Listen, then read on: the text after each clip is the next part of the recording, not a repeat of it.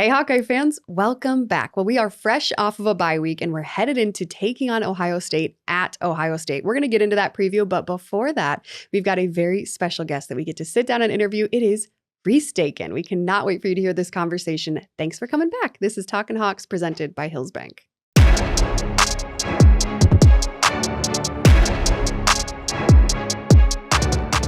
No matter where you are in life, Hills Bank is here to help you succeed. Whether you're buying your first house, saving for your child's future, or preparing for retirement, you can count on the people at Hills Bank for the support you need to reach your goals. It's easy to connect with a banker in person, over the phone, or on hillsbank.com. Because we believe banking is better through human connection. Hills Bank is an equal housing lender and FDIC member.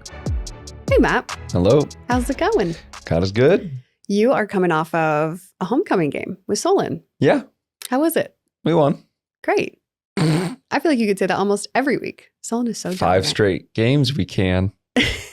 That's great. It was a bye week for Iowa, so I feel like that's the only thing that I kind of have to talk about. I mean, the Big Ten. I know, but I didn't really watch any of it. I caught like glimpses of the Illinois-Penn State game that you had on Saturday night. And aside from that, the kids and I actually lasted until the third quarter on Friday night. I have some regrets about that because they're still tired. Yeah. But it's okay. That's fair.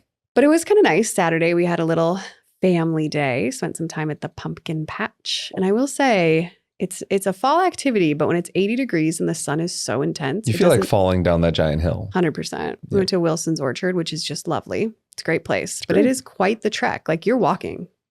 Yeah. I felt like we were like kind of in the middle of a workout. I wish Dax would have had a Fitbit to know how many little steps he had to take. How many steps he took. And he did carry up a little pumpkin up that big hill, like halfway I think up that the was big hill. even big. Yeah. Yeah. It was a good size. And I had to carry Blair's. But it was nice to have a little Saturday that we actually got to hang out as a family. I We agree. worked for a little bit, but then after that, Yeah, then it was time to go. then we got to hang. So it was good. Anything of note with the Big Ten that you want to note? Minnesota had almost the comeback of the year against Michigan. Scored 21 points in the fourth quarter. Still ended up coming up slightly short. I believe it was 27-24. So they really made a charge. We'll talk about the Ohio State-Michigan State game when we go to the preview for Ohio State. But that game's closer than what that score indicates. And then the Illinois-Penn State game was something that I was really looking forward to, mainly because Illinois was really riding high. Just couldn't find their footing in Penn State. And I mean that both figuratively and literally. Yeah. Well, was it raining there? It had to have been raining there for a little bit. At some point. But there were guys slipping and sliding all over the place. You mentioned that their field, Penn State's field, always looks just like a little bit rough. It just always looks a little wet. Like I feel like everybody over there is slipping and sliding. They just water it a little bit. Jennings would love it. Oh, we haven't gotten to that yet. I don't know that yet. Matt.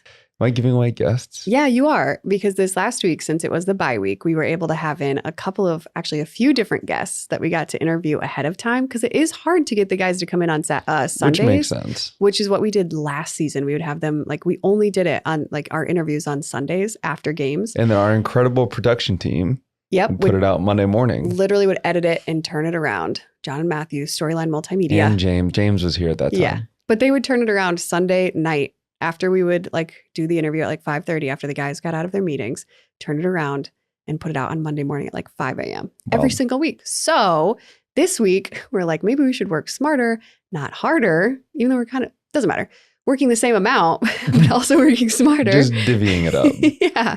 But trying to get some stuff done ahead of time. So then we have kind of all of that stuff ready because when guys are coming back from, let's just say Ohio State on a Saturday, what time's the game? 2:30? Yeah. Yes. A 2:30 game. Get back pretty late. The last thing they want to do on a Sunday is come in and do something like this because they're trying to rest up and all those things. And usually meetings get pushed back on Sundays. All of this to say, during the bye week, we took some time and had some guys come in and sat down and did some phenomenal interviews, one of which we literally cannot stop talking about. And so I can't wait for that one to go out. I'm still mind blown. Because it was just know that Jennings Dunker has range. Just know that. As interesting as his hair and his mustache, as interesting as his look is, his mind matches it. And I mean that in the nicest way possible. Yes. He is a very interesting person. So he's great. Anyway, and then we had, who else did we have? Rees. And then we've got another one coming in today. It's just so busy. It's great. It's so exciting. It's nice having so many guys on. It is, because there's so many stories and so many great things to be told about these football players that are also just happen to be regular old people too. It's very exciting. Okay, so obviously coming off of a bye week, we don't really have an unsung hero. So Matt, who is your unsung hero? Well, unsung hero brought to you by JB Roofing. I feel like it's got to be the athletic training staff. Okay. Keeping guys healthy, keeping guys rolling. That's one of the nice things about everybody we've had on. They walk in just fine, walk out just fine. And I'm sure that's plenty of time spent in the training room, whether it be the hot tub, cold tub, the pool, just getting some movement going, doing some extra posterior chain work, making sure the hamstrings, glutes, all that kind of stuff is firing so they're ready to go rock. But those guys put in a ton of hours, a ton of hours. I don't think I can actually fathom how much those guys are in the complex. It's probably similar to that of a coach, maybe slightly less, but they're there a ton. So shout out to them for making sure our guys are ready to go each and every Saturday. Very good. The athletic training staff, the unsung hero, brought to you by JB Roofing. Okay, well, we don't really have too much to recap this week, so we're just going to jump right into an interview with Rees Dakin. We'll be right back. From down under. Need a new roof, gutter, or siding in Eastern Iowa? Call JB Roofing and Construction, the local and reliable roofer with over 20 years of experience. They do one roof at a time, unlike others who juggle multiple projects and cut corners. They also serve a 45-mile radius around Kelowna and help you with any insurance claims. Don't wait. Call 319-656-ROOF or visit their website, jbroofingkelowna.com, for a free estimate. JB Roofing and Construction, the small-town roofer you can trust. Matt, did you know that Iowa City Tire does more than just tires? Well, yeah. I mean, they've been servicing vehicles in the corridor for like 40 years. Right, but did you really know that before someone had to tell you? No. Check out how they're doing things in a very different way at Iowa City Tire and Service, where service actually comes first. The Appliance Barn offers a wide range of high-quality appliances at unbeatable prices. Whether you're in the market for a new refrigerator, dishwasher, or washing machine, they've got you covered. They also have a delivery and setup department to ensure your appliances get delivered and installed quickly. To find out more, visit appliancebarn.com. All right, well, we are so excited to have another Aussie in the studio. Everyone, please welcome Rees Dakin. Rees, how's it going? It's going great. Yep. Good. Well, when Tori was here last year, I introduced him and I said, Aussie, Aussie, Aussie, oi, oi, oi. And Don't do that, please. He literally, 5 minutes in, he was like, it's so cringe when people do that. And I was like, I just did that. Yeah, so I made sure I didn't do that for you. Thank you. Why does that bother you so much? I mean, it's just what you guys do. No one does it in Australia, you know? Seriously? No, It's literally just an American thing? I think so. I don't know where it came from, but yeah, Drew said he's going to do it. He used to do it for Tori in the stands and get everyone to say it. Yeah. And yeah, I just can't imagine it like more off-putting thing. Like, you know, I'm just not expecting it. Like, it makes me cringe, you know? That is so funny. I wonder where we got that. Yeah, I don't know. Huh. I mean, I know people do it maybe in the stands in Australia, but I mean, I've only heard it over here. So that's a little We're going to have to cut that out of our vocabulary now. Yeah, no kidding. Never again. Interesting. Okay, well, thanks for coming in. No, thanks for having me. We appreciate you taking the time. You just had a fantastic game versus Minnesota. Well done. Thank you. Yeah. How has it been? I mean, I guess was that your first away game? The first away game, yeah. And how did it feel being outside of Kinnick Stadium? You know, I was a bit more nervous coming, like, you know, I know people would probably be giving me a bit more heat, you know, than Kinnick. Right. But like, you know, I went out there, you know, I look around my teammates, you know, we all got each other, and I went out there, I felt fine. Like, it was a good experience. It obviously helped knowing Mark Crawford, the other punter. So, you know, he gave me a couple words pre-game, and that sort of, you know, let me ease into it. Yeah, before the game, I was pretty nervous the night before. You know, I didn't really know what the atmosphere would be like. But, I mean, I had my family there as well. I had my dad and one of my other relatives. And, yeah, it was a really good experience to sort of see the other side of things. And, yeah, it's good to experience it, yeah. That's awesome. So you said you knew the other punter? Yeah. He's like 30, right? He's 30, yeah. That's crazy. I mean, that's got to be like the most interesting experience, being a 30-year-old hanging out with like a ton of college students who are like 20 years old like you. Yep. Right? Yeah, I know. How often do you talk to him? Are you guys close, or is it just kind of like you just know each other? I met him for Tori's draft party Okay. a few months ago, and you know, we got along real well. He's a really cool dude. Yeah, we had a good chat, and then obviously knew we were going to be playing each other this year. So I got his contact, and then we started, you know, talking, and then, you know, giving each other heat a couple of days ago. Okay.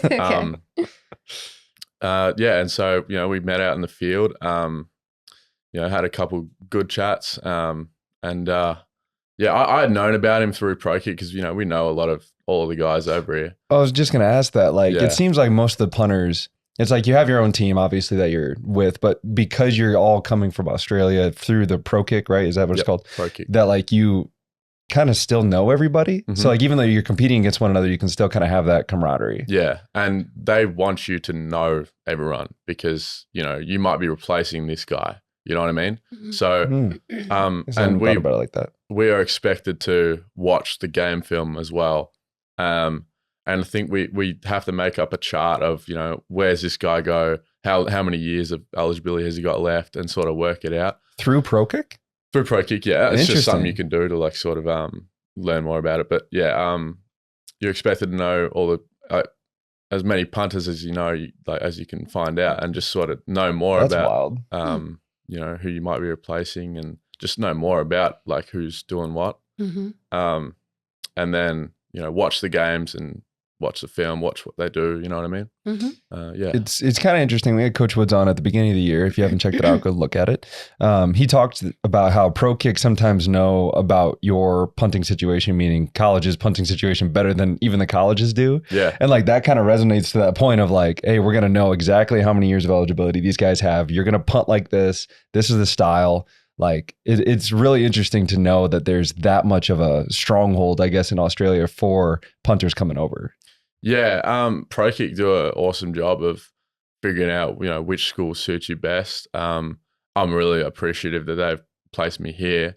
Like I love it here. I couldn't be more happier with the coach that I've got and teammates. But yeah, they're awesome. Like the success that they produce each year with sending guys over, I think it gets bigger every year with guys coming over.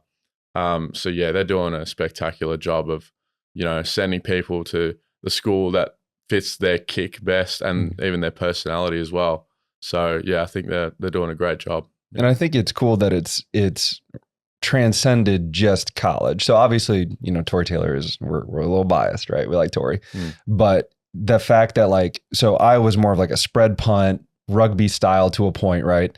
Whereas pro style, only two gunners go. Like it's a very different style of punt, and it's nice to know that that's continuing regardless of the style of punt. So although Pro Kick might be able to hook you up best in college, it's nice to know that it can still go to the league with that style. Yep. I actually like spiraling more than I do the rugby. I haven't had too my first game. I had two rugbies. My first punt was a rugby. I didn't really like it. I like to sort of just walk straight and you know, kick it as hard as I can. That's just like something that I like to do rather than, you know, roll out. I actually find it boring rolling out. You know, I like the feeling of, you know, kicking a big ball and seeing it turn over. You know what I mean? Oh, it's pretty when it's spiraling down and you get the turnover. Yeah. So rolling out just sort of seems a little boring to me where, you know, I could just roll out, hit a 45-yarder, he'll fair catch it. You know what I mean? So it's just like, I love it. I just like to walk straight, hammer ball. It's just something that I've sort of been, you know, and coach knows that. Like my last night, you know, I only hit spirals. The game before that, I maybe hit one pooch, the end over end, and then the rest of spirals. So yeah, like I can fall back on the rollout if I want to, but you know, I feel like as a team, we can get more out of kicking a spiral. You know, more yardage and more opportunity for the punter to muff the punt returner to muff the punt. So yeah, I think it's and better hang time and things like that too. Yeah, right? So it's better. It's better for the game. I know Tory was sensational at the rollout and the pooch. So it's definitely not something that I'm gonna use it more often. I'm gonna try and use it more often in the right positions of the game. But yeah, it's something I can always fall back on. But yeah, I like just spiraling really. Cool. Well, okay, we're going to come back to Pro Kick here in just a little bit, Mhm. but I kind of want to go like all the way back. So when you were a kid, kind of like how you got involved with being a punter and Yeah. all of those types of things. So just kind of going back to there. First of all, where in Australia are you from? Not that I'm going to know what that looks like, Yep. but where exactly are you from? From Melbourne, Okay. or as you call it, Melbourne. So I would never. I said that off air, but now I'm questioning everything I say. No, I know. So judgmental. You're from that place that's over there. Just Yeah. leave it like that. Yeah. Okay. So yeah, grew up in the suburbs, sort of southeast of Melbourne. It's in like 30 minutes from the city. My dad grew up on a farm, so we'd go back and forth from the farm. So you really do fit into the Iowa culture. Yeah, in a way. Yeah. Yeah. Like it was a cattle farm, Mhm. not so much corn. Better. But yeah, I mean, had a pretty good upbringing with my parents. And Any then siblings? I got one younger brother. Yeah, he's 17. He was actually here a couple of weeks ago. Came to the Iowa State game. Mhm. So yeah, and then grew up playing Australian rules football. That was at the age of 9, and then played a bit of cricket, basketball. I actually had more aspirations in basketball as a young kid than I did pro Australian football. And then I sort of figured out like, I got more of a chance in Australian football. So, I played Australian football for about 12 years until the age of 18, 19. And then battling a couple injuries in the last year of my career in Australian football. So when I was 18, I didn't know anything about the punting program. And then I sort of started seeing some things on Instagram of Pro Kick. I saw their Instagram page and then saw some glimpses of, Australian punters over here. And my mum had always knew about the punting. Like she said to me, "Oh, like you could try this some punting, like be a punter," because she's from America. She's from she went to Northern Arizona University. She was born in Arizona. So she has the links to it. But yeah, so I've actually visited over in Arizona to see my grandparents, and I can't remember who was it, but one of my family members had told me like, oh, there's a, you could try, you could go into this little kicking coaches and sort of see who, like, if you have the ability to go and punt. And so I went down to they call it Arizona Kicking Training. And so I went down there. It was in Phoenix, so like 2-hour drive. My grandpa drove me down there with my dad. So we met those guys, and they said I had a little kick and went out into the open field, and they said, yeah, you've got the leg for like Division 1, and you can go back down to Australia and train with Pro Kick, or Punt Factor is the other option. And so yeah, I went with Pro Kick and trained for about a year, and ups and downs, but got to the ability to where I was ready to be recruited. And then a couple of weeks later, I was over in Iowa. That's incredible. Yeah.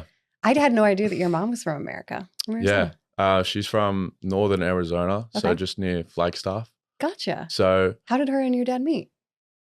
Mum was visiting down in Australia, and then I'm pretty sure she stayed just from meeting my dad. So what a dream. Wow. Yeah. So I guess it might sort of be an opposite for me over here. Yeah, there you go. Yeah, so that'd be funny. But yeah, I mean, she's I got like heaps of cousins out here, and my grandparents, a lot of aunties and uncles as well. It's almost like a second home. Like in spring, I went over to Arizona and then saw my auntie, my uncle, and cousin, grandparents. So that's something Tori didn't have, and he like that's something that I feel like I can utilize as if I ever feel homesick. I can jump over 2-hour flight, 3-hour flight, and sort of feel a bit better, feel at home. Mm-hmm. Yeah. Was it scary that initial time that you came over? Like, what were the thoughts of like, all right, I mean, if you already had kind of that basis, like you said, homesick, did it ease that first transition away from your parents and away from Australia? Yeah. And, it was good to think that, if anything went wrong, my auntie, my uncle, my grandparents will be there for me, and, they can get over here as soon as possible. And it wouldn't have to be a 20-hour flight. Yeah. You know?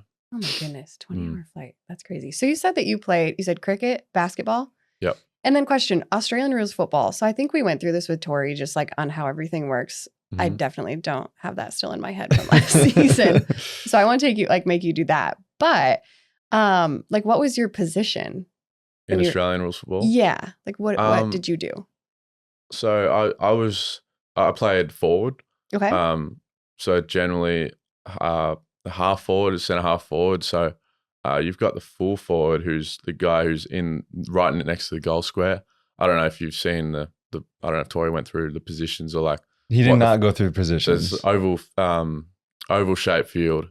And so you've right on the bottom of the oval, you got the full forward, and then sort of like a third of the way up, that's where I'd be. So you've got the centre and then the full forward. In between that, there's where I played. So generally, like, I could kick it far enough to where I could score, but I could also run up and down to sort of take, catch the football, mark the football. So are you climbing up on top of people's backs to catch it? I try to, yeah. I love doing that. Yeah, jumping up and catching it. So, generally being a bit taller, so I could outmark some other players who are shorter, and so running up and down the field, I was a bit fitter, and a lot of moving side to side, and then sort of working it away to the full forward, or if I was close enough, I could kick the goal. That's pretty much it. Gotcha. That's so interesting. You are much taller in person than I thought you were. Really? Yeah. Don't you think? It might be the shoes, but maybe. Tori made me feel small, and then you walked in, made me feel small. I was like, there's no way that everybody from Australia that's kicking is this tall. Yeah. I mean, my dad was 6'2", and mum was 5'9". I got a tall family. All my uncles are huge. Gotcha. Okay. So it's in the genes. So then cricket and basketball. Well, let's talk about cricket real quick. Yeah. Can you take us through, we talked a little bit off air about it, but can you like break down like what cricket is? Like, I know that you pitch, and it's the very basic Neanderthal Matt Vandenberg mind is it's kind of like baseball, but there's a lot of differences.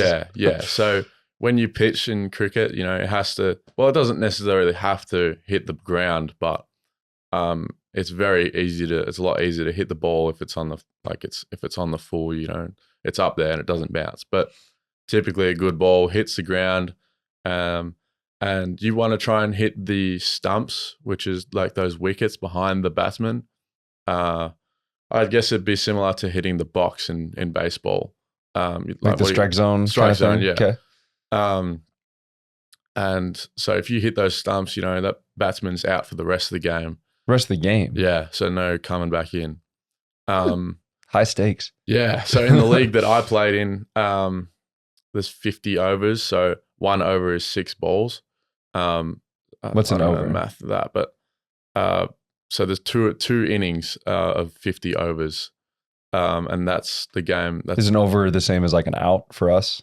An over is 6 balls. Just 6 throws? Yep. Okay.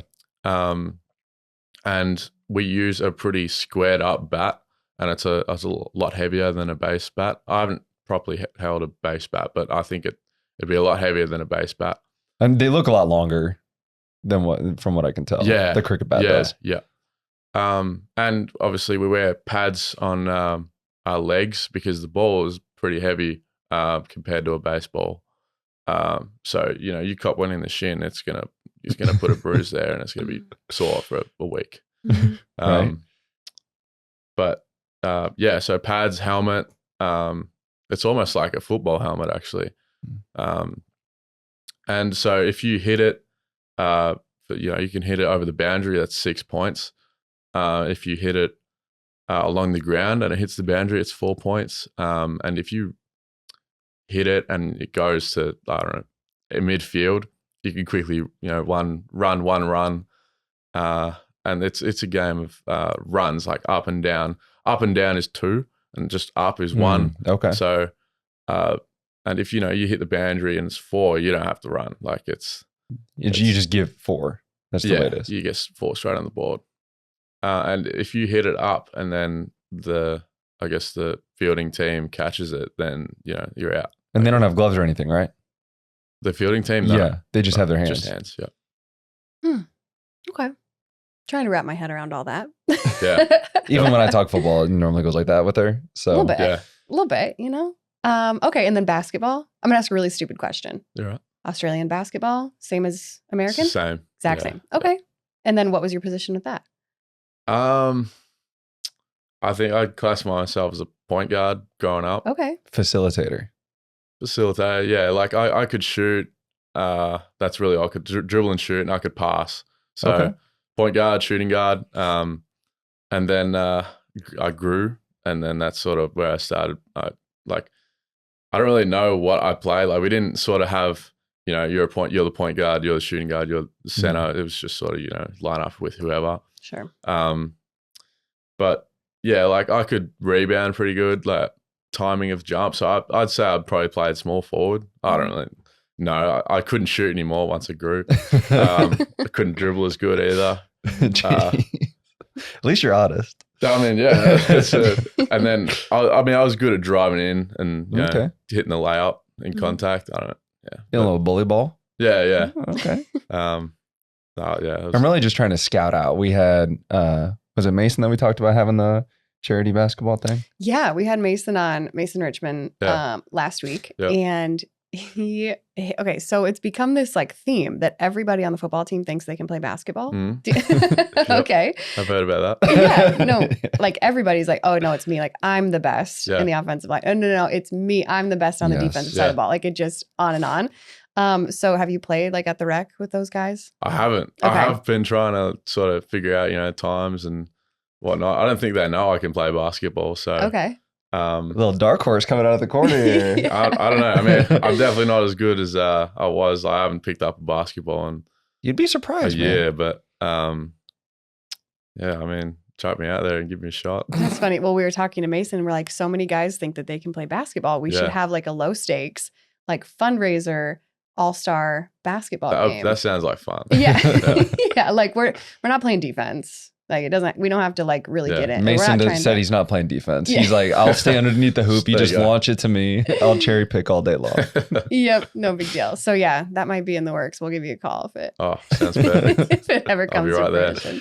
Right. Oh, that's awesome. We're going to hold off on the cricket one, but we'll go with basketball. We'll get there eventually. How did you get involved? Like with Pro Kick, like do you have to what's the word? Like try out kind of thing? Or how does that work? So you like getting contact with them and organize a time to sort of go and do a little tryout, or like they see, how far you can cue ball, how high. They basically just, scout you. And then is it just you, or is it like, okay, we're going to take these 5 guys and then we're going to assess all 5, or it's like you're going out by yourself for 30 minutes, 40 minutes, whatever it is? My situation, I just rocked up to a practice. And sort of, I think it was like I just got sort of threw in there, and then I was catching the ball from the jugs. Like the jugs is the thing that spits it out, and then sort of just try and kick it as far and high as you can, and then you just walked up to a practice. Yeah. You didn't like call anybody, be like, "Hey, I'm gonna come." Like, oh no, I was gonna say, there's got to be something. Yeah. Got in contact. I was like, the amount of confidence that would take him to just show up to practice and be like, "I'm just gonna go." Yeah, no. So I got in contact with Chappie, and it was only like 20 minutes away from where I lived, which is I didn't even, like I'd driven past that area. I didn't think that they'd be there, Mm-hmm. But yeah, so. Got in contact with Chappie, gave me all the details of where and what time, and rocked up to practice, chucked on me footy boots, and for those of you that are listening, sorry, footy boots are kind of cleats that they wear. They just call them boots. Yeah. Or cleats, whatever you say. I'm just helping out the rest of if they don't know that they're boots. Yeah. And so chucked on the cleats, the boots, and gave it a crack. I think I was pretty natural at it. I turned over a couple balls. I had a decent kick in footy. So, and I was looking around. I thought I was doing okay. So, turned out, I was good enough. And then, talked to my dad and, confirmed with Chappie that, this is something I want to do. And then, away we go. So outside of Iowa, was there any other schools that were looking at you at the time, or was Pro Kick just like, by the way, Iowa's going to be the one and that's it? Yeah. Because I really don't know how that works. There's schools that get rumored to you. There's nothing really like, we don't speak to the school directly. Okay. It's all through Johnny and Chappie and Tim. Yeah, I mean, there was rumors that I might go to Auburn. Oscar Chapman, who the punter is there, came down. I was getting some film with him. Okay. I think he ended up staying another year, this year with Auburn. Okay. So I think that put it through the doors. And then I kicked in front of TCU. I've kicked in front of Ole Miss. There's coaches that come down to scout, but nothing confirmed or like you might go here. Like it's sort of just you trying to compete for it. So Iowa was the only one that really put their foot forward that said, "Hey." I think how it went down is Tori came down to visit training. I don't really. I didn't hear anything about it. I must have had a good day on the day that he came down. So I think he went back to Coach Woods, said, this is your guy. Like, I think he'll be a really good fit here. And then, wow. Coach Woods came into contact with Johnny, and run it through Johnny. It was all good. And then, yeah, like he wanted to get to know me and call me and to have a chat. And then I woke up one day and my coach said, give me a call. Miss Johnny, my pro kick coach. And so I called him and, he's like, you're going to Iowa. Like, that's just the sort of person he is. Like, he's very, set in stone, like just very straightforward. Okay. But, he's like, you're going to Iowa, like you're going to replace Tori Taylor and, you're going to do great, whatever. I can't remember the whole conversation, but, I brought my dad in. It was a pretty surreal moment. Like, I was shaking in my bed and dad was, anxious. So yeah, basically gave me the whole rundown of what will happen and said that Coach Woods wants to come down and see me kick.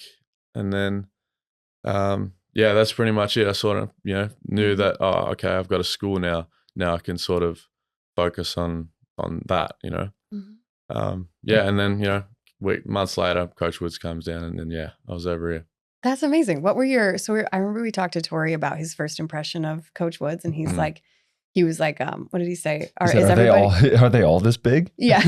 Yeah. No, what scary was your dude. impression? Yeah. But also like the nicest guy ever. Yeah, very genuine dude. Yeah. Right. What was your first impressions of him when he came down? Yeah, big dude. I think he needed some, he had to buy some clothes because I think his suitcase got stuck in the on the plane or it went the wrong way. I don't know what happened, but he didn't get his suitcases with him. But yeah, anyways, so the next day he came down to practice and watched me punt.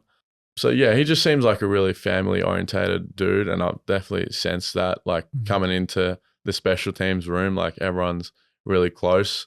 And like Coach Woods just seems like like a father figure almost. Like, he's very cautious of my well-being and always looking out for me.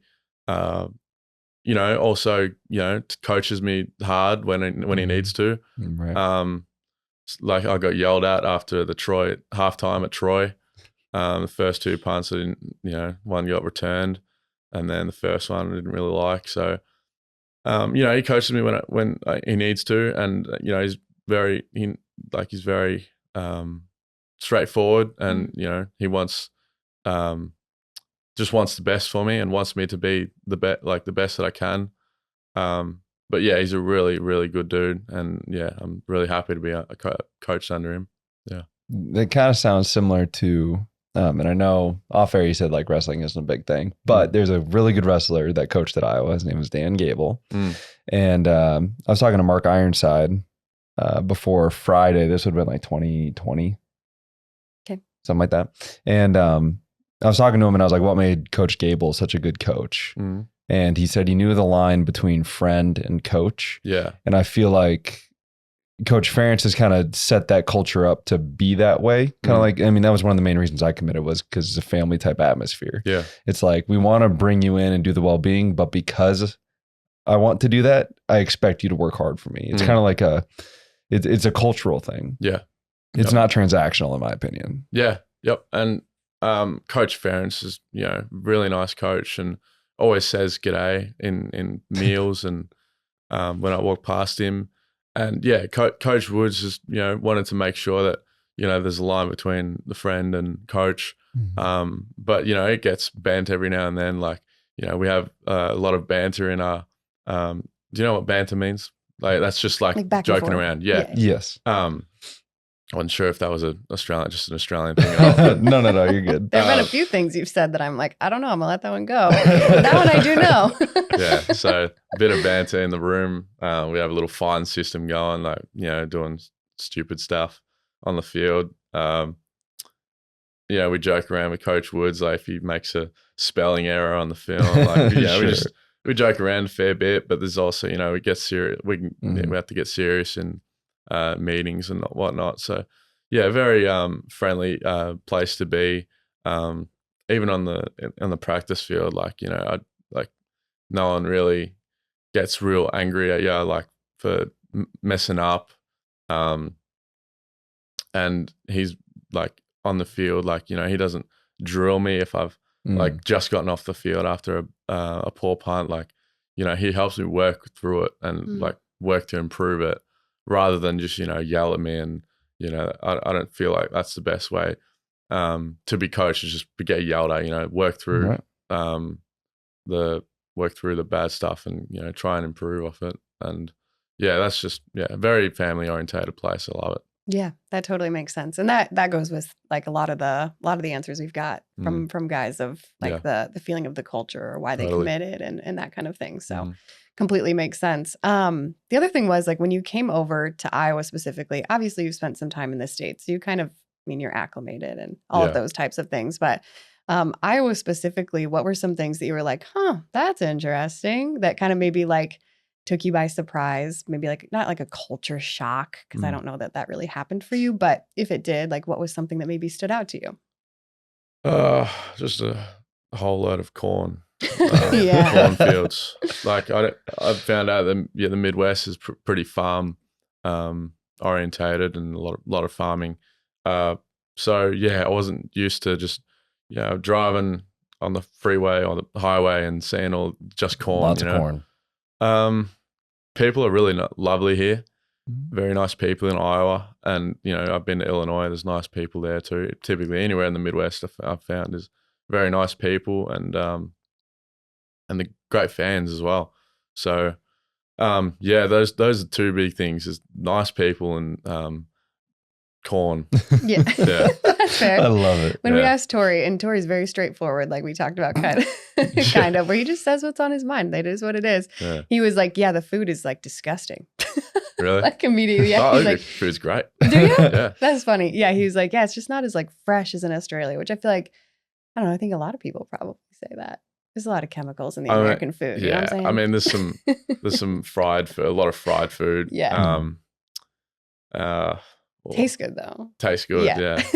I will say, along with that, I mean, obviously you've been bulking up. We saw you flex at Minnesota. Oh, don't talk about that.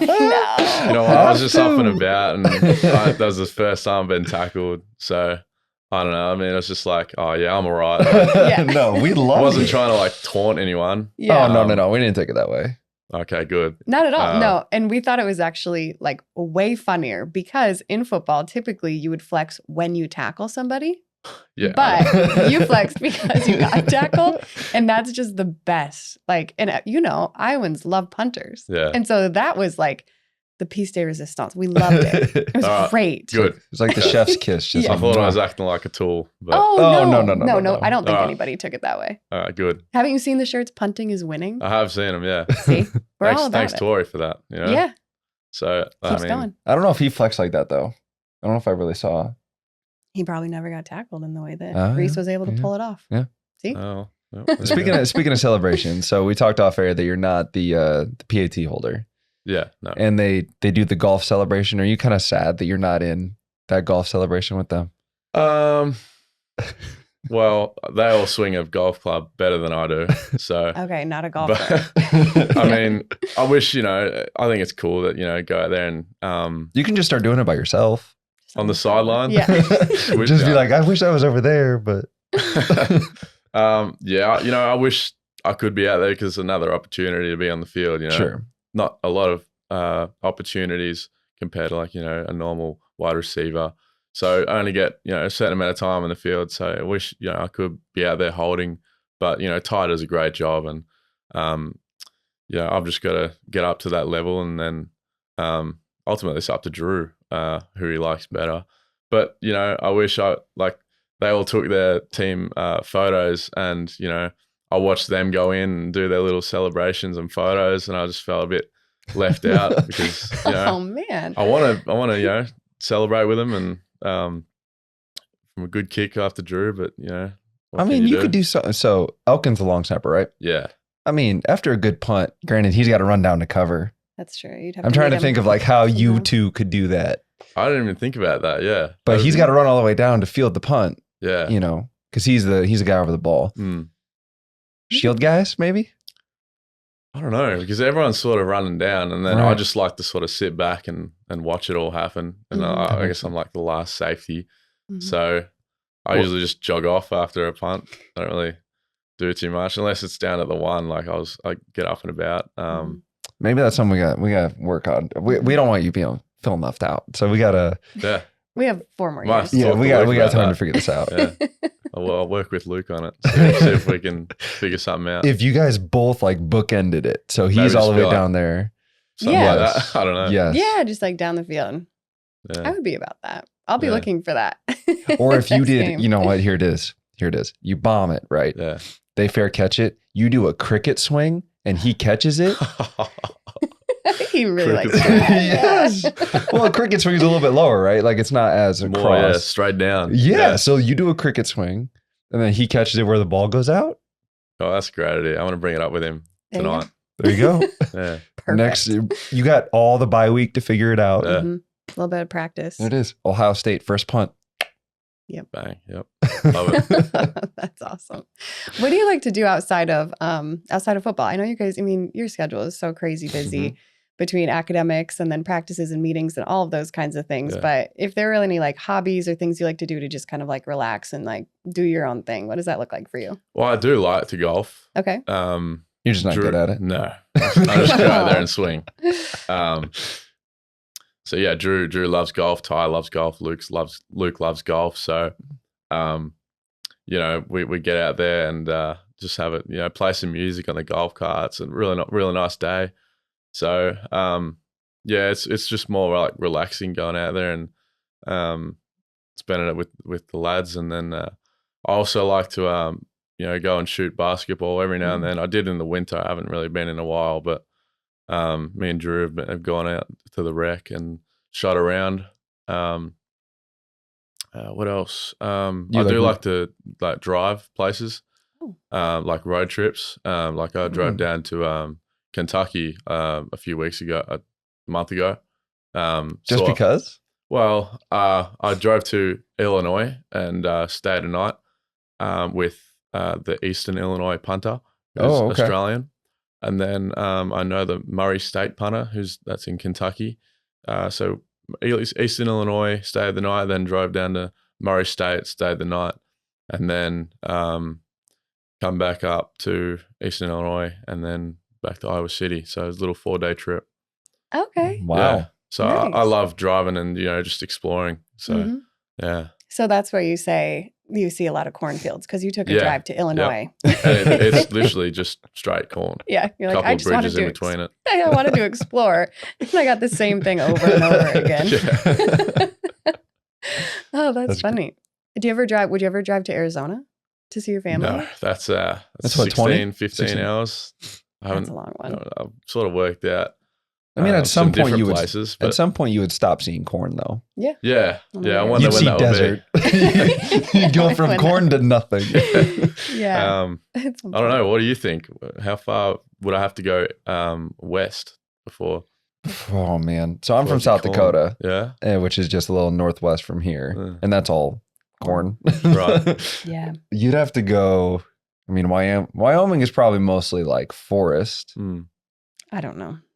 I'm probably making myself sound so stupid right now. Yeah, we're not really into geography like that, I guess. Well, like the Should west probably be better side, about the that. west side of South Dakota, you got like the Black Hills, which is all just forest, kind of by Mount Rushmore. There's like bison that go across the road, like while you're driving. Yeah. Mhm. It's a really scenic place.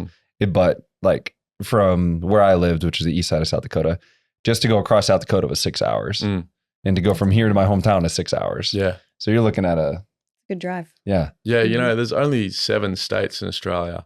And then there's like, how many states are in America? Do you know off the top of 50. your head? 50. Yeah. So I look at America and I think, oh, that's got to be only a 2-hour drive to the next state. But then, you know, it's like 6-8 hours. So, Interesting. yeah. So it's, I can't really, you know, go to, I think one of the places I want to go to next was New York. So That's a trip. and Florida. Those two are top of my bucket list. So yeah, I looked it up to drive, and 18 hours to That's New a lot. York. Mhm. So can't You know do what that. though? There's a really good chance that at some point in your career at Iowa, you will play a bowl game in Florida. Just Yeah. based on That's historically, Yeah. Yes. we've played a lot of bowl games in Florida, like Orlando. That's a great one. I was gonna say, during Tampa. my time at Iowa, we played 3 of my 5 bowl games were in Florida. Yeah, Why is that? Is that just based on the record? I think Based so. on record, based Yeah. on your standing within, at least at the time. Now it might change with the playoff stuff going to 12 teams.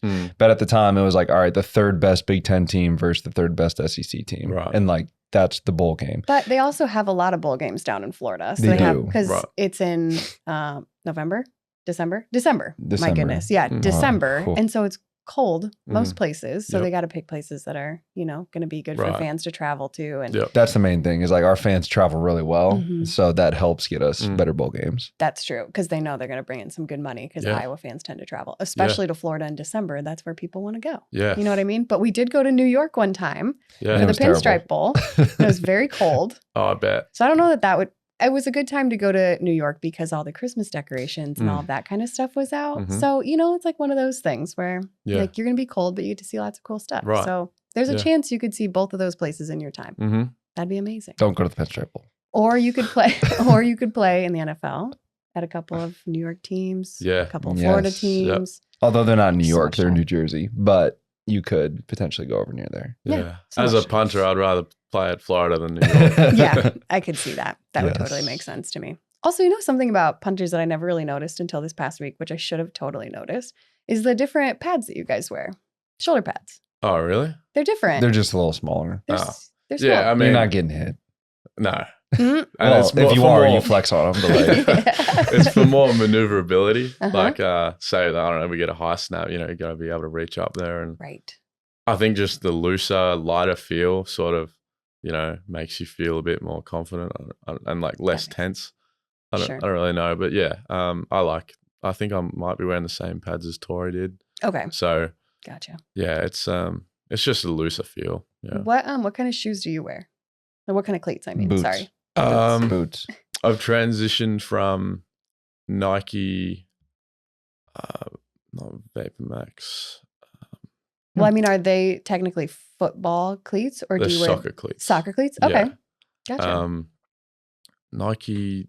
I It's forgot okay. the name of them. I was but- mostly just wondering if they were soccer or football.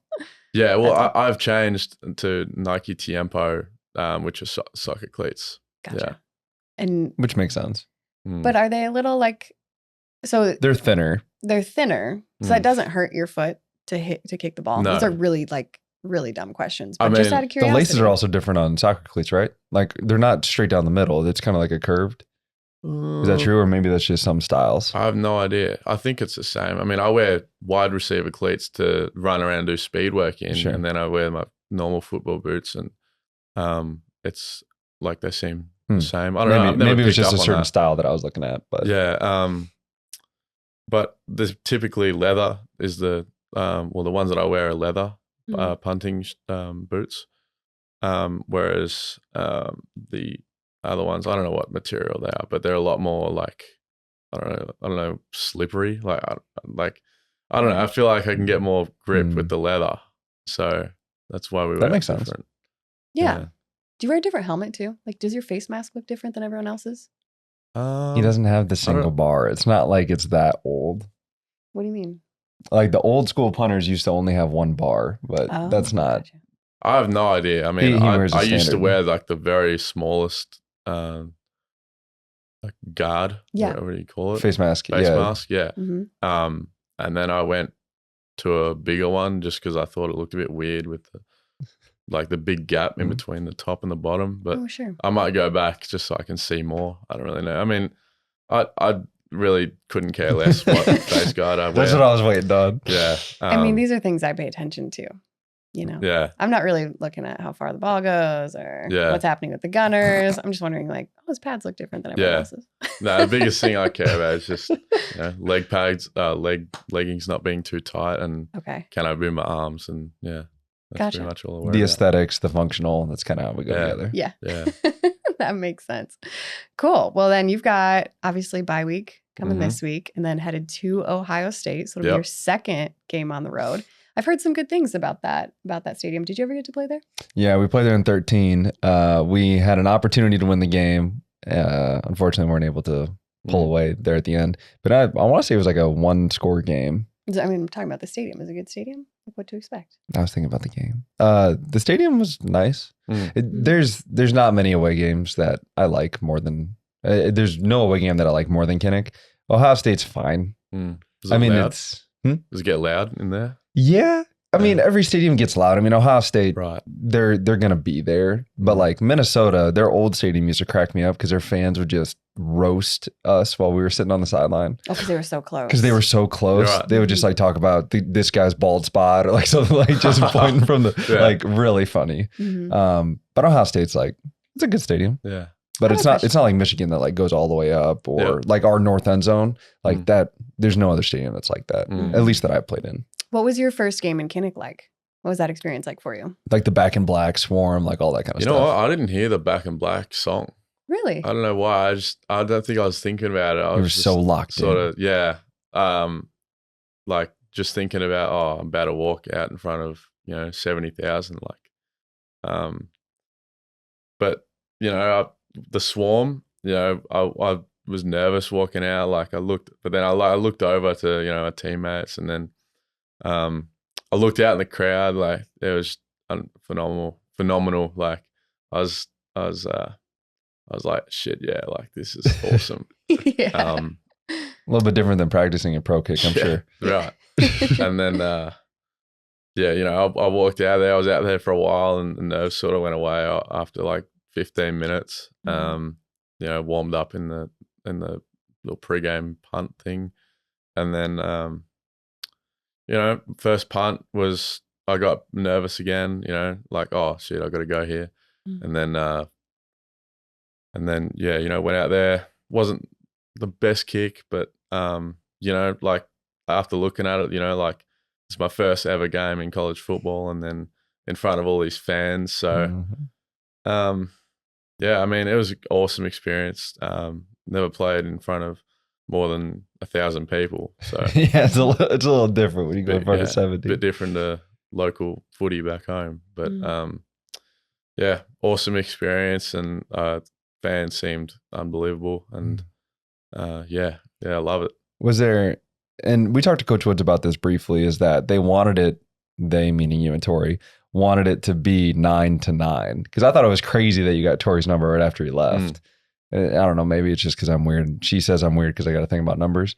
But like there's a certain reason why guys wear numbers. Yeah. But the fact that you got 9 right after Tori, like, was that really a conversation you guys had of like, I want to carry this number? Or is it like, I'll just take whatever? Well, Tori asked me if I wanted it. And then I was like, oh, yeah, sure. That'd be awesome. Like that was That's it? just it. Yeah. Like, he sent me a text and then, like, yeah, it just worked out. I think, I don't think it was locked in at that point, but, you know, equipment stuff were cool. And then wearing them. The fact that you're so nonchalant about it is crazy. Like, yeah, I think it's the punter's number now, I guess. That'd be sense. cool. Huh. That makes sense. That's really cool. Okay, final question. Just when like we talked about kind of the punting is winning shirts and just kind of like even like the MVP and all that kind of stuff, the Heisman stuff, like everyone just really loved Tori. And for a place and all of the like commentators on like ESPN, Big Ten Network were always like, man, Iowa really loves their punters. Yeah. Like it's so unique that a punter would have that experience. Mm-hmm. Like coming into that, I mean, that's got to feel pretty good, right? Yeah. I mean, just knowing that you're going to be kind of like beloved by the fans. Yeah. Even before you even got here, I think when everybody heard like, oh, we're getting the guy that's coming from Australia too. Oh, thank God. You know what I mean? Like everybody I think was really excited about that. Like that had to feel pretty good for you, right? Yeah. Yep. And I feel, again, I feel like there's no other place just like Iowa where they, you know, celebrate the punter. So coming in, you know, I felt very, you know, comfortable and like, you know, I thought I'd be liked and, you know, no one really, I didn't think, you know, people won't give it, you know, shit about me just running out in the field. So, I felt pretty welcomed coming in. And like just listening to the like Jumbotron saying my name and then hearing a few people like get excited. I noticed that like, too. First game. I was like, oh, they're all cheering for him. Like, great. Welcome home, buddy. And then in the spring game, I had a couple of good punts and then it was like people got up and about, like just if it was inside the 10. So I was like, oh, it's getting loud just from that. So I felt like this is a good spot for a punter to be at, like just in the fact that, you know, with Coach Woods and then all the fans that, you know, appreciate it. Yeah. Yeah. Well, Rees, we are so excited that you are a Hawkeye. And again, we're just so grateful that you came in today, took time out of your schedule. And yeah, it was so great to get to know you a little bit better. Yeah. Yeah. No, I appreciate you guys having me in. Absolutely. It was a great time. And definitely, I would say Pro Kick.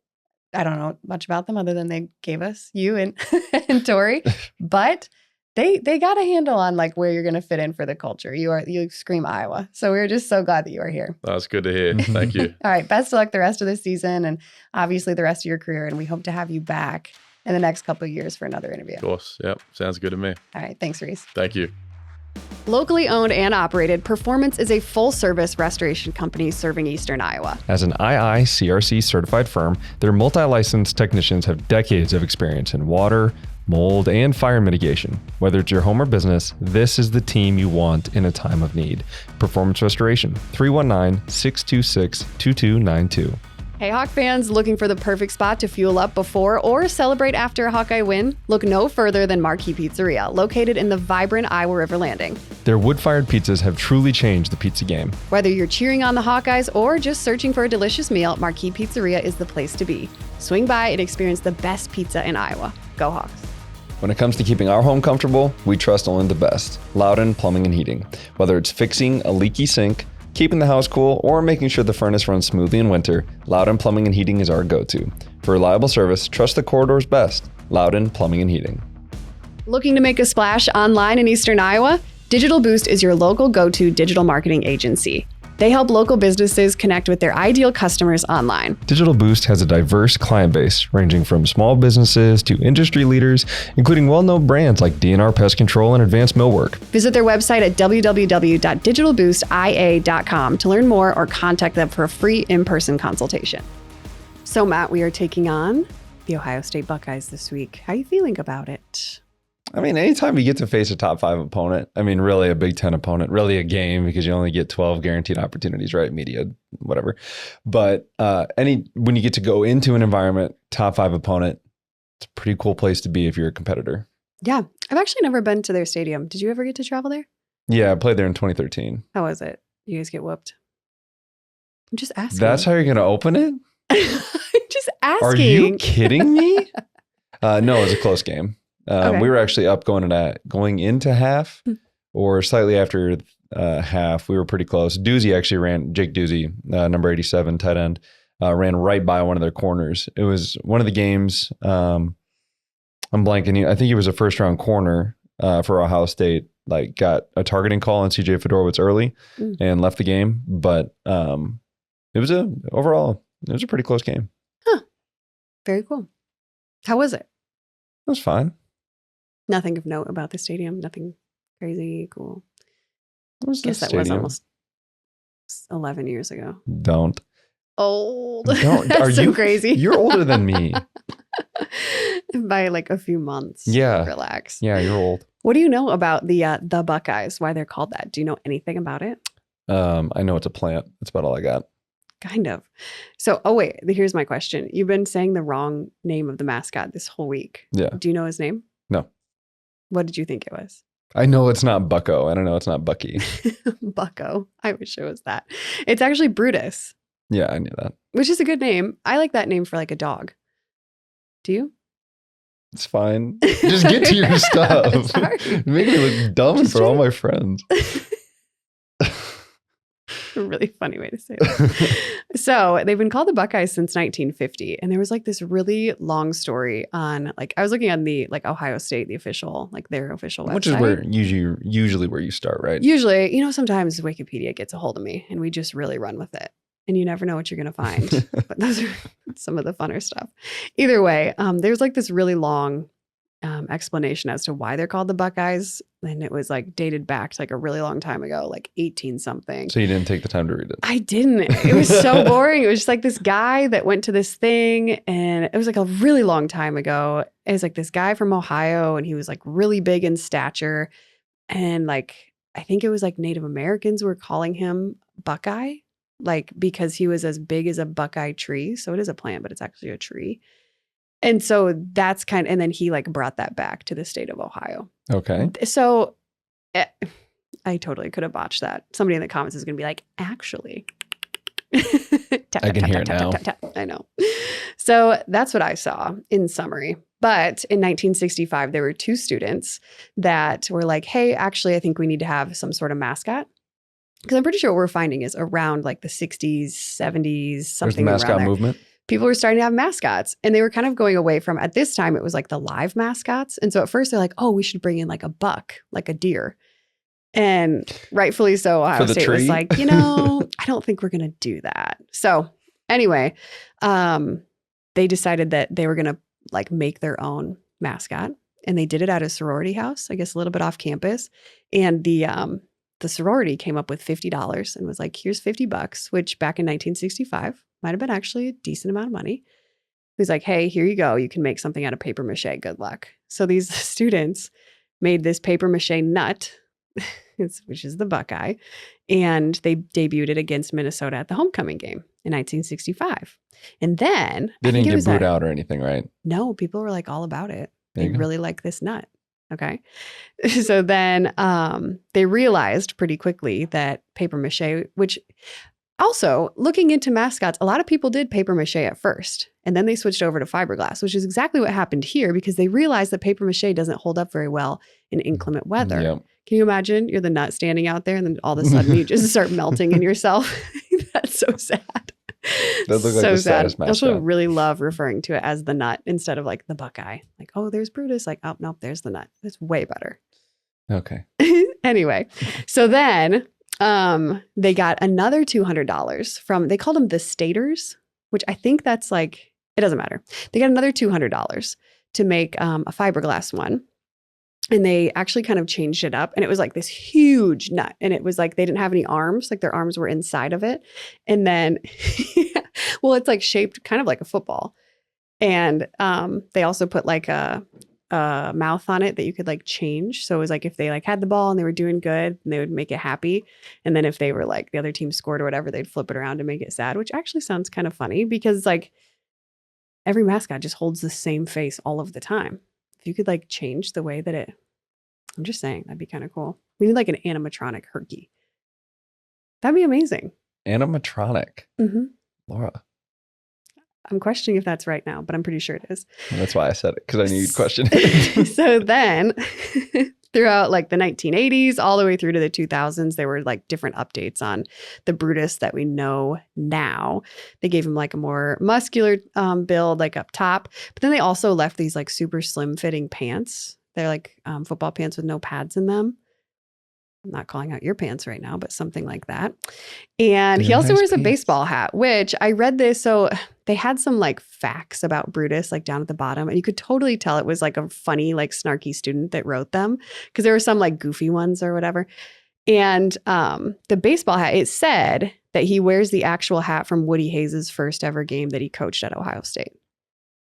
Which, if that's true, that's really cool. But I just don't know if that's true. Right. It might just be the same style. Right. You know? But anyway, then they also had on there, his height is 6 foot to 6'9". And it's a big range. And then I put this in quotes. It said, depending on if it rains. And I was like, what does that mean? I could not figure it out. Because it grows in the because rain. the tree. Because it's supposed to be like a tree. Yeah. That's so embarrassing. I could not figure that out until just now. That's funny. Yeah, see what I'm saying? It was like a snarky, like funny student that wrote this. Clearly, I'm not as snarky, witty as this person. But they're called the Buckeyes because it's the official tree of Ohio. And the nut itself is also called a Buckeye. And at first I was like, that's weird that the tree is called that. And then it's also the name of the nut. But then I was like, well, you call it an apple tree and it's also an apple that comes off of it. So kind of embarrassed myself there too in my own head. That's a good start. I'm really, preview. I'm killing it. Killing it. And then the Buckeye resembles the eye of a deer, which is kind of where they came up with the idea of why they wanted to have the buck, the actual like deer, come into the stadium. But they say that carrying it brings good luck. So there's that. Okay. And also the leaves, you know, the helmet stickers that they have? Yep. They're just Buckeye leaves. Yep. They look a little bit like marijuana leaves, do they not? It's kind of an interesting choice. And I, like, as a kid, I was always like, what does that even mean? Like, why would you have leaves on there? It's not that exciting, but that's that. There you go. Do you ever wish that Iowa put the stickers on their helmets? What would you do? Just a bunch of eyes? Or Tiger Hawks? So it'd be all black and then you put gold Tiger Hawks on there? That'd be kind of cool. I'm saying, like, do you like the idea of stickers on a helmet? Yes and no. Okay. I don't know. I kind of like a cleaner look. I like a cleaner look, and I feel like if I was a guy that didn't have any stickers on my helmet, I would be sad to put my helmet on. Do you think that? I want stickers too. Like, you see these guys that come out and it's like just plastered, and then you put yours on and there's just plain. So there you have it. Brutus the Buckeye. Brutus the Buckeye. Mm-hmm. There are worse mascots. True. He's just a little nutty, you know? It's even better this take. I know I've already said the joke and then we had to redo it. So anyway, tell me about Ohio State, Matt. What do we have to expect here? So top 5 team. Mm-hmm. Who'd they play this past week when we had a bye? Michigan State. Okay. And how did it go? Well, so the score was 38-7. Yeah. But as Doesn't you like to look say, great. The score doesn't really show what happened in the game. I mean, the score showed what happened in the game, but it's closer than 38-7. People love to call you out about that when you make that quote. Yes. Like, the score was the score. It's like, yeah, but like if you take away some key mistakes, and it's not like they just got bullied and that was it. Like that, yes, the score dictates it. Just like if a closer game, it's like, oh, it was 10-9, but really it was a lot different than that because they were, dominating the whole game. Like, I think the same thing. So 38-7, it's because Michigan State turned it over in the red zone twice before it was further than a 10-score game. So it was 17-7, 10-7. One was a pass, I think, to the tight end over the middle. He gets vertical. He's holding the ball out here. And for those that are just listening, away from his body. So there's 5 points of ball security. At least this is what I was taught. Fingertips. So the point of the ball goes to your middle finger. Then you lay it down against into your palm, so it's laying flat. Then you cock your wrist down onto your forearm. Then you bring it to your bicep, and then you bring it to your chest. So your 5 points of contact. So fingers, palm, forearm, bicep, chest. That's where you should hold the ball for the most secure ball security. Tight end didn't do that. Tight end maybe did fingers, palm, forearm, but then was sideways. And so the ball was sticking out there. They rip it. Ohio State recovers. And that was going into the red zone, have an opportunity to score. And then the other one, quarterback lost it in the pocket. I think they were in like the 15-yard line, 10-yard line area.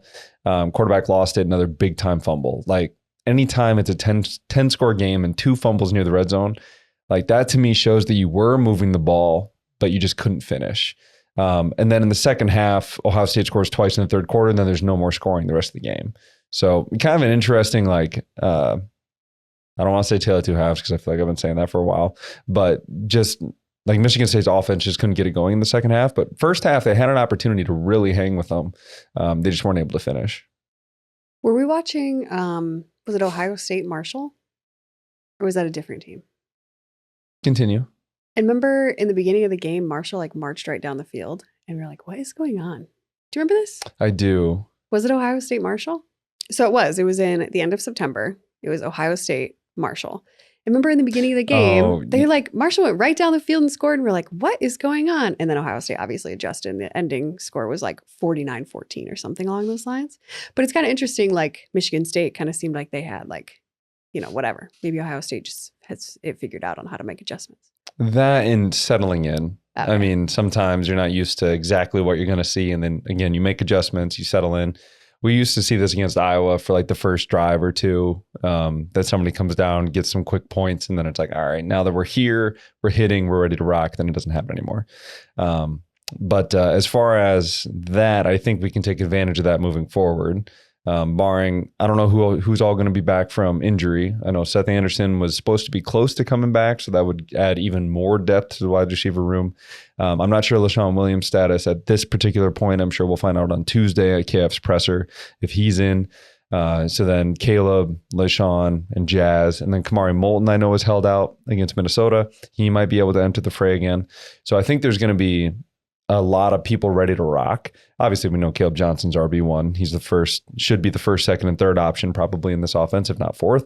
But they started to do some really good things against Minnesota that I think we can do against Ohio State. One thing Michigan State did as well is, and I kind of talked about how we played Minnesota, that we were tighter, trying to dictate what kind of coverage we'll get based on our formation. So when we're tight, inevitably corners are typically going to play off. They're not going to press you from out there. You can kind of say, all right, we're going to get quarters coverage most of the time when we go into this look, right? Michigan State actually did that against Ohio State. Now Ohio State played man and they did a couple other things, and they play a forefront, so it'll be helpful for our offensive line. But Michigan State was able to kind of dictate what they wanted to do, at least early on, because of just formation. They weren't trying to spread them out. They weren't trying to do anything crazy. Brought guys into the box and said, all right, well, we'll beat you from here. And they did have opportunities, but the biggest thing I think is understanding how we can use Caleb Johnson in the run game, and then having the wrinkles off the run game in the run game. So one run to set up another run, but then using both of those to set up the pass. A lot of the big plays that Michigan State had were play action. So I think utilizing that, we have to do it, and we have to take at least a shot or two to keep them honest. Mm-hmm. And what I mean by keep them honest is making sure that they're not jumping all of our short stuff. We're really good at the intermediate game, right? A lot of quick outs, hooks that are around 8 to 10 yard distance. We've thrown a bunch of tight end hitches on the outside when whether it was a Stranger or Lachey, kind of motions out into the far wide receivers position. We've hit him with a couple of hitches. We just can't let them sit there. So if we're able to dictate their coverage by going a little tighter on the formation and able to utilize kind of that mid to intermediate game, and then potentially like a Seth Anderson touchdown week 1 of 2023 and out and up, something like that, just lull them to sleep and then at least take a shot. We got to be able to push the ball down the field against these guys if we want an opportunity to stay in the game. I think Caleb Johnson, the run game and the offensive lineman that we've talked to, they're going to keep us in the game. They're going to try and make it a less possessive game, which, do you know what I mean by that? Like Ohio State doesn't possess the ball the entire game? Is that what you're trying to say? And the number of possessions. So that's kind of the way the Iowa plays, is there are some teams that all about tempo. I want to have the ball 12 times this game, and we're going to try and score every single time. Well, when you have the ball 12 times, who else also has the ball 12 times? Your opponent. So it's like, okay, well, that's a lot of variability between how often you score, how often you don't. Iowa likes to play a possessive game where it's we get 3 possessions, you get 3 possessions. Let's see who's going to be the best out of those 3 possessions. Right? So a lot less, I guess it just makes each possession mean a little bit more, but it also means you're typically in closer games regardless of what the other team's capabilities are. Because if you're able to keep their offense off the field most of the time, you're able to push down the field and score. And then the best they can do is just go score 2, right? But if you do that 12 separate times and you're going back and forth, there's a lot more punts, a lot more chances for blowouts because you've given them 12 opportunities. And let's say they score all 12 and you don't score any. Next thing you know, it's 96-0. You know, not saying that that's how it would be here, but understanding that it's going to be a game of, okay, we only want this many possessions. So we're going to run the ball. We're going to drain the clock. And then you got to use that play action to open up the rest of it. Gotcha. Now their offense, I didn't even get to that. Yeah. You went on quite the monologue there. You sounded good though. Oh, thanks. But their offense, I feel like their wide receivers usually aren't the biggest. If maybe I'm off here. Yeah. But they're usually like tall, skinny, really fast, can make crazy catches. Define biggest, I guess. Well, I mean, like to me, Iowa State always has really big, especially on the outside, wide receivers that are like, you're talking stocky. Like Brandon Smith is like a big, that's a big wide receiver. Right. Like, I can't think of Rees Dakin. It's a pretty big wide receiver. But I feel like Ohio State, typically, like that is not always. Not blanketed, yeah. Correct. But I feel like they've got some like tall, lanky, fast guys that can like make crazy catches. They accurate? Have, yes and no. They've got like the Marvin Harrison Juniors. Okay. Now he's in the league with the Cardinals now. Mm-hmm. Dad was a Hall of Famer with the Colts, played with Peyton Manning. If you haven't seen Marvin Harrison highlights, crazy. But anyway, so like he's tall, skinny. He had some muscle to him, but tall and skinny and can move. But then they also had Jackson Smith and Jigba, who was like 5'10", 6 foot, somewhere in there. But shifty guy, just not super bulky, but shifty. They do have a really good freshman receiver. His name is Jeremiah Smith. Made a couple one-handed catches against Michigan State. He's the real deal. But at the same token, a lot of his stuff is like jump ball wins. You don't necessarily game plan for that. It's just like, all right, you have to beat him in that scenario, right? Michigan State kind of ran a little bit different. They ran like a 3-3-5, but they also ran like a 3-4, and then they bring 4 linemen up. They were giving them multiple fronts. Didn't look like they got a ton of pressure on Ohio State. And we typically don't blitz a lot, but I know Ohio State likes to really widen and go empty. They did quite a few times. They send the running back out on a motion that basically like he's running a flare. And what I mean by that is straight out from the quarterback. So he could catch and throw it right there. And it's like a screen on the outside just between the receivers and the running back. But it also forces our defense to loosen up the box. Now, their quarterback likes to run the ball. It's not something that, it's not something that they like hang their hat on as the quarterback run, but he's capable. Well, when you go empty, a lot of times that our defense and most defenses see is like, all right, there's 2 receivers over to the right. I want 3 guys over there to know I've got more. And then, oh, there's 2 receivers over to the left. Okay, I want 3 guys over there so I have more. So I can't lose to either of those. Well, now we're 6 guys and they're 4 guys. That leaves 7 guys in the box for them. And that leaves 5 guys in the box for us. Now 7 if you include the running back and the quarterback.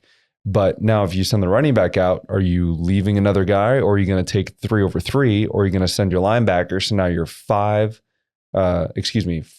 and 6 to keep the 4 over 3. I know I'm kind of getting into numbers here, but the whole point of it is defense likes to have one more guy than you do. Okay. And I feel like in some of these situations, it puts a guy like Sebastian Castro or Kyler Fisher in a really tough spot because you're saying, play the pass, but play the run. You have to be both. You have to be number 3 over 2, and you have to be number 7 over 7 in the box. So that way we can match if they want to run the football. So it's like an interesting spot for what that cash position is going to be, depending upon who that is. So I see like Kyler Fisher, Sebastian Castro, those are the 2 guys that have kind of rotated in there. That position itself is going to be very instrumental in what we're able to take away from Ohio State when they're on offense. Okay. Do they make many mistakes? Ohio State? Yeah. Not really. They're +5 in the turnover margin. They have fumbled it 5 times, but they haven't lost any of those fumbles. Okay. So they've always recovered it. Quarterback's thrown 2 picks all year, 8 touchdowns to 2 picks. So they're taking care of the football.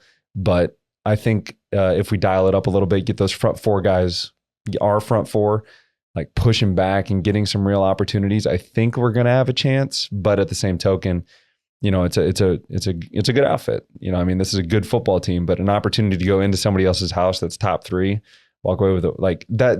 There's nothing more that should get your competitive juices flowing than to shut up an entire like stadium that's not wanting you to win and expects to win. There's nothing to lose if you're Iowa because they're ranked top 3. Right. You just go in there and play free. You know what I mean? Yeah. That's interesting. Because I think sometimes people would expect the opposite, that when you're going into play a top 3 team, you'd be like nervous and jitters. But actually it's like, no, this is the best time. Like this is when you get to show, like the whole thing is like, if you want to be the best, beat the best. And if you're going to have one of the top guys there, like, oh, Iowa's got playoff hopes, go show it. Let's see what it can do. Right. Like go compete. That's the best part about competing. I don't want to compete against somebody that I know I can blow out. I want to compete against somebody that I know is going to push me and give me an opportunity to show what I can really do against real top tier competition. And I think this is a real opportunity for that. Cool. I like to hear that mindset. That's kind of fun. All right. Anything else that you can think of? They have a good punter. Is he from Australia? I actually didn't look that up, if I'm going to be honest. Matt, these are things that we need to know. Well, I looked up the kicker. The kicker's only kicked 2 field goals all year. Oh. He's 2 for 2. Let's see. But there were 24 for 24 on extra points or something like that. He hasn't missed a kick. Okay. McClarty was the last one to punt. Punted 1 time. 1 time this year? He's punted 4 times all year. 4 times all year. Wow. That's pretty amazing. But Ohio State's, they normally have a really good punter that skies it and not going to give a lot of opportunities for returns. But that also means that if you're a daredevil like Caden Weegan and you don't mind potentially taking a pop with how quick he is side to side, he might be able to make somebody miss and have a big job in the return game. Interesting. All right. I don't know why I asked that question. We just didn't really talk about special teams. If there's anything to write home about, but apparently there's not. Yeah. I mean, they're usually scoring. Yeah. How far is the drive from here to Ohio State? Do you know? No. I don't know either. Why do you keep asking these obscure questions? I don't know. I think I've been watching like Theo Vaughn too much. Yes. He just like says whatever's in his mind. Yeah. We're not Theo Vaughn. I've actually driven to Ohio State 1 time because I was covering the wrestling Big Ten championships, and it was at Ohio State. Kind of interesting. Just if you were wondering. I don't know how far it is. Oh, 7 hours, almost 8 hours. That's drivable. I would assume we would travel pretty decent to go there. Yeah. Cool. Anything else? No. All right. We've already gone too long. You think so? Yes. All right. Well, Hawkeye fans, thanks for joining us today. Sorry that we took so much of your time here at the end, but we're just so happy that all of you decided to join us again this week. We hope you loved our conversation with Rees and got to know a little bit more about him, as well as our preview for Ohio State. We have so many other great interviews coming up. So in order to not miss any of those, you have to make sure that you are subscribed to our YouTube channel, Talkin Hawks. Just search it, find Talkin Hawks, the channel, subscribe, and then you won't miss a beat. We're also going to post things over, obviously, you guys know, on Estella's that Talk About Network, but that's not going to have our full conversations. Our extended conversations and the full episodes will be found on the Talkin Hawks YouTube channel. Again, just make sure you're subscribing. Follow us on Facebook, Instagram, X, TikTok, to stay up to date on all of the good things and to see some of our funny reels of the little pieces of fun stuff that our producers always find in those conversations. All right. Thanks for coming back, and we will catch you guys next week. Go Hawks. Go Hawks.